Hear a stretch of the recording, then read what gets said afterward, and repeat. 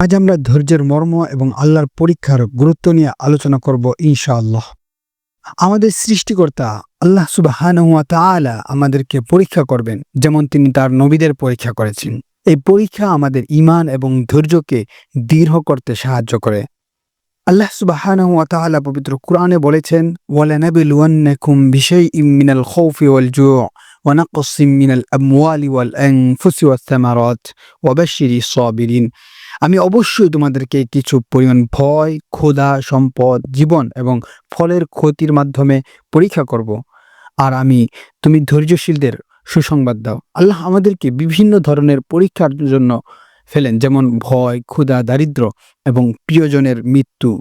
কিন্তু এই পরীক্ষাগুলো আমাদের ধৈর্য এবং ঈমানকে পরীক্ষা করার জন্য।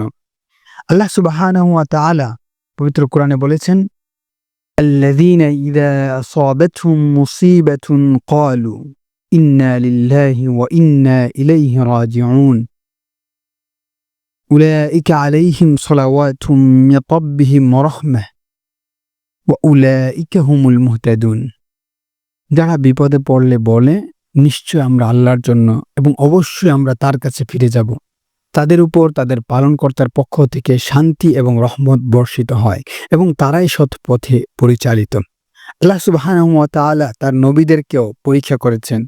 রাসূল সাল্লাল্লাহু আলাইহি ওয়াসাল্লাম বলেছেন, ইযা আহাব্বাল্লাহু আবদা ইবতালা, রাওয়াহু তিরমিজি। যদি আল্লাহ তাআলা কাউকে ভালোবাসেন, তিনি তাকে পরীক্ষা করেন। ধৈর্যশীলদের জন্য আল্লাহর সাহায্য সবসময় থাকে। আল্লাহ তাআলা বলেছেন, ওয়াস্তাঈনু বিস-সাবরি ওয়াস-সালাহ ইন্নাল্লাহা মা'আস-সাবিরিন। ধৈর্য এবং সালাতের মাধ্যমে আল্লাহর সাহায্য প্রার্থনা করো। আল্লাহ তাআলা আমাদেরকে ধৈর্যশীল হওয়ার এবং তার পরীক্ষাগুলোতে সফলতা অর্জন করার তৌফিক দান করুন।